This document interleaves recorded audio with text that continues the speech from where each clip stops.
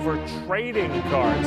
The craze all started with the worth over It's kind of sad $1 for the kids, million. I feel like. dollars. No! It actually, oh my god, it actually fucking happened! Oh my god!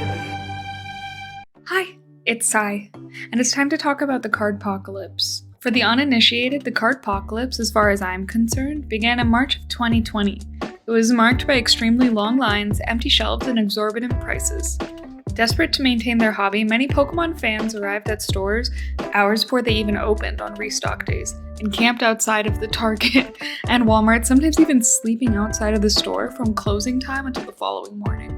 Fights broke out in parking lots and inside retailers as scalpers purchased up entire stocks of cards. In an effort to make things more fair, retailers began limiting how much product could be sold to each person. Tensions were high, and many retailers decided it was time to stop disclosing restock dates. Employees stealthily disseminated their trading card game stock across the store, sometimes in unexpected aisles and often at random times of the week. Still, none of these precautions were able to stop the violence. Tragedy struck in early May when a man was assaulted after leaving a Target with his sports trading cards that he just purchased. And that led retailers to completely remove trading cards from the shelves altogether, adding fuel to an ever-growing fire. But over time, that fire diminished until we were back to normalcy.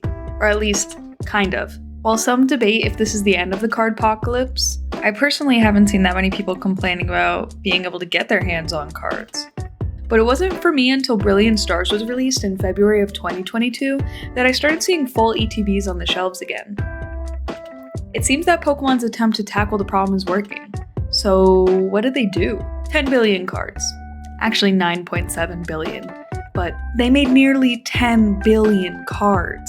In fact, around 18.3% of all Pokemon cards produced in history were produced between April 2022 and March of 2023. So what exactly caused the Cardpocalypse, and should we be worried? At this point, everyone knows about the awful thing that happened in 2020. That's right. Logan Paul livestreamed himself opening the 1999 base set, which PokemonPrice.com says was valued at $300,000 at the time. This set off a never-before-seen level of hype as new and old fans of the IP realized the content and money-making potential behind these packs. Top creators like Pokemon, Gary Vee, and celebrities like Logic started buying vintage sets and rare singles, flaunting them on their social channels to their followers. Entire social media feeds were filled with pack openings, rip-and ships, flip it or rip it, and leaked chase cards for future sets. It seemed that just about everyone wanted to get their hands on their own stack of sparkly cardboard. And although Logan Paul causing this whole thing is a great theory, because it makes a good thumbnail, something else happened in 2020, but I can't really remember. Oh yeah.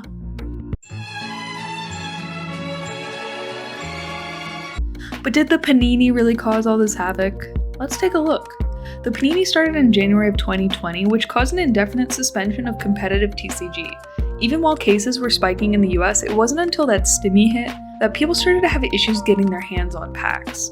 Things started heating up in the summer, and prices for singles, like Umbreon GX SV69 or Charizard GX SV49, started to skyrocket. And despite this all, you could still head over to Target or Walmart to pick up some tins or singles, even though you might have some trouble getting your hands on an ETB. But that doesn't really make sense, because this was all before Logan Paul. So what the hell caused all of this demand if competitive TCG was suspended? While there are a few cases of individuals spending their COVID relief packages on cards, I hesitate to say that the spike here is caused by the stimulus checks, unlike your father.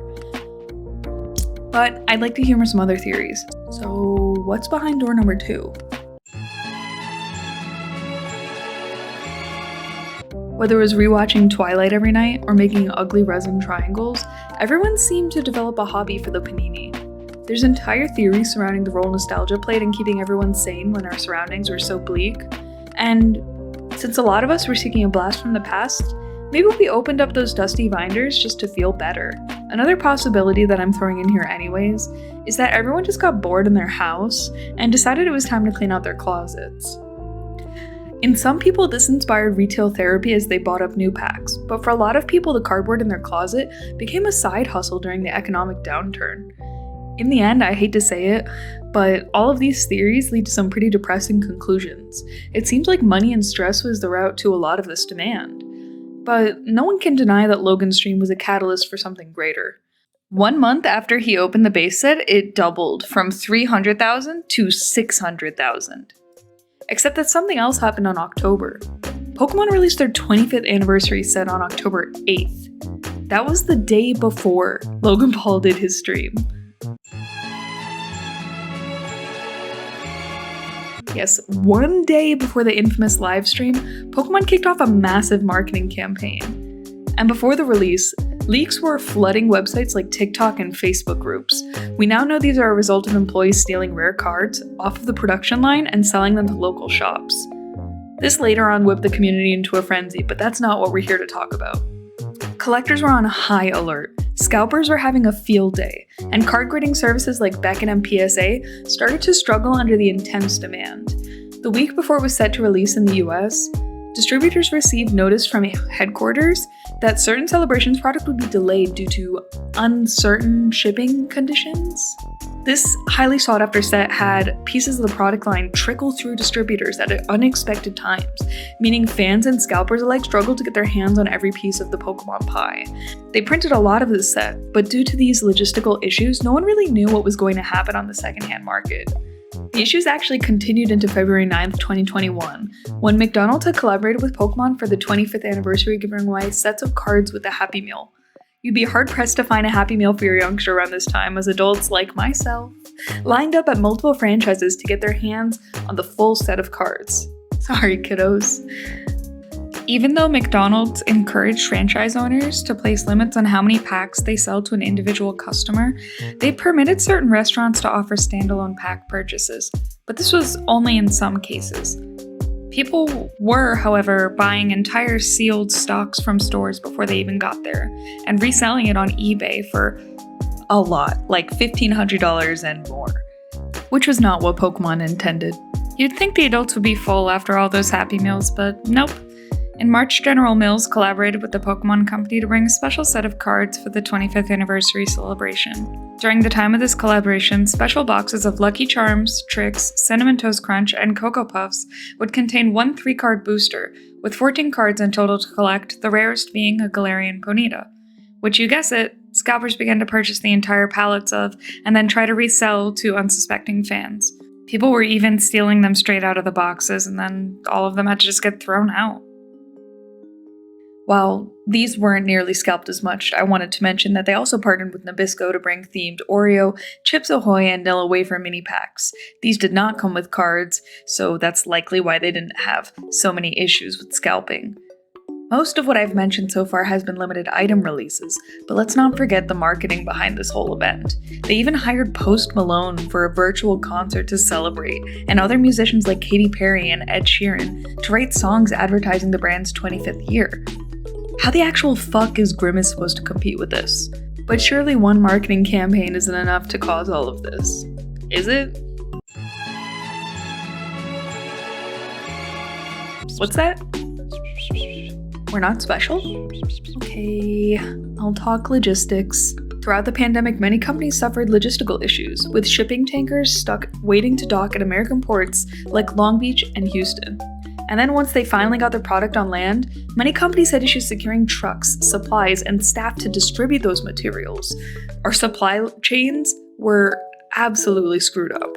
And it wasn't just Pokemon. Top loader companies, Upper Deck, Panini, Topps, Wizards of the Coast, they all had trouble getting their products to people. Card shops throughout the pandemic even told me they were receiving notices that the Pokemon Company was having difficulties getting cards off the docks in LA and Houston to their factory in Texas. And obviously we all know this had impacts on the economy. So when factories shut down and they had to return to production, the Chinese government kind of got in the way. And they had good reason to. Factories had to create new standards to prevent the spread of the virus. There was a whole new list of strenuous rules that all sorts of factories across the world had to start paying more attention to. And for that reason, the price increased, as everything became a little bit more difficult to get. A lot of the paper-based product producers were having trouble keeping up with demand. Because everyone was stuck at those ports, it became more expensive to import paper, and local suppliers were probably snatched up by bigger companies. Obviously, trading cards are a big industry, but it's kind of hard to compete with businesses and back to school season. And of course, there was a holiday season at that point too, so this definitely got in the way. In fact, Upper Deck even said straight out that they didn't think that they were going to be able to improve any sort of meaningful capacity until mid-2022 the earliest. They cited that it was due to production and supply chain management. Panini, not to be confused with the Panini, had issues getting out their sets on time. Products that were supposed to come out in the middle of the season ended up dropping after the season concluded, which is kind of an issue if you think about the way sports work. Hey, I don't know anything about basketball, but that seems like a massive pain. I mean, there's a whole list here of sets that were supposed to drop at a certain time but got delayed. Topps had similar issues, but they weren't as extreme. Some of the sets came out a month later than they were supposed to, and that's probably because they had already completed the 2021 baseball season before the supply chain crisis started to come to a peak. And who can forget Wizards of the Coast? They cited that certain issues with production caused delays for the Zendikar Rising and Commander Legends products. They ended up launching late. They also announced that a lot of other things that would be available generally for pre-release would no longer be available due to unavoidable logistical delays. And of course, the Pokemon Company was supposed to release a Dragonite V-Box in the summer, but the delay led to it being released in December, on top of, as I previously mentioned, a bunch of Celebrations line products not being able to arrive at stores at the right time due to uncertain shipping conditions. And this is not really related to the cards, but I do think it's kind of interesting. The trading card game needed an update, and it was supposed to come out in 2021, but it ended up coming out in 2022. Last but not least, let's talk about scalping. Now, this theory was the loudest at the time. You couldn't really scroll through TikTok without seeing comments or videos about scalping or buying hundreds of boxes as an investment. And while it is amusing to watch people spend their life savings on pieces of cardboard and then lose it all because they don't understand how humidity works, scalping was a real issue and it was really frustrating. So yeah, this might hurt your fifis if you're subscribed to r/PokeInvesting, but if you were one of the people who was buying 50 ETBs to put in a closet until the price increased, congratulations, you're a scalper. So what do these guys do exactly? To find out, you can just go to r/Pokemon TCG and type scalper in the search box. You'll get a ton of posts from 2 or 3 years ago complaining of scalpers buying up entire stocks in stores that didn't place limits. We're finding interesting ways to skirt around the 1 per person rules. Scalpers even tried to convince people in store to purchase the sold out items at a higher price from them. The audacity. Now, obviously I could go through and read some of these horror stories, but I'd rather share my own, because that's right, I experienced scalping in the wild. After waking up at like 3 in the morning to wait outside of a Target in line, we noticed that the group in front of us was discussing what to do once the door opened, saying things like, grab as many as you can, prisms are worth the most, and then if they don't have them, make sure to get Pokemon, and shit like, we can resell these for a lot on eBay. Just to set the scene, there was a long line of very obvious Pokemon fans. People were camping out there with Pikachu backpacks, Pokemon lanyards, and pajama pants that have all their favorite characters on them. And after all that waiting, we finally got inside and watched as the people in front of us took 3 of all of the prisms until they were gone. And then we locked eyes as they chose to take 3 of all of the Pokemon ETBs until those were gone too. So we left empty-handed after all that stress. But it wasn't just people buying and reselling on eBay. A large influx of these entrepreneurs, if you could call them that, started doing rip and ships, buying up the already low supply and selling the opportunity to open a pack live on stream for higher prices. Now, this has always kind of been around, but I think it popped off during the Panini.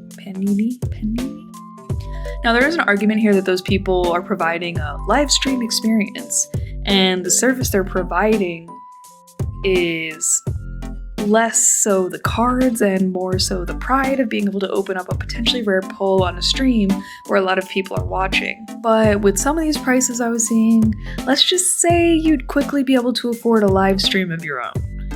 Oh, did I forget to mention they're also running rampant with scams? A quick sleight of hand could mean your pulls came from a resealed pack, so kiss that secret rare goodbye. Plus, even if you did win something, many rip and ships have a tendency to forget the second half and just abandon their accounts once they get caught. I mean, y'all have fun. I'm not doing that shit. Remember earlier in the video when I said we aren't special? You better have been paying attention. Well, even if you don't remember, you probably do remember how outrageously difficult it was to get toilet paper, KN95, N95s, or even hand sanitizer during it. The Panini. Yes, part of that was logistics, but another part was people like this guy. So, in a life or death situation, you'd probably expect people not to buy more than they need, right? Wrong. Anyone who's been in a hurricane will tell you otherwise. So, if you can't trust people to be reasonable about life-saving materials, you definitely can't expect them to have ethical attitudes about PS5s, amiibos, and Build-A-Bears. Scalping, now more than ever, has just become an unfortunate part of life.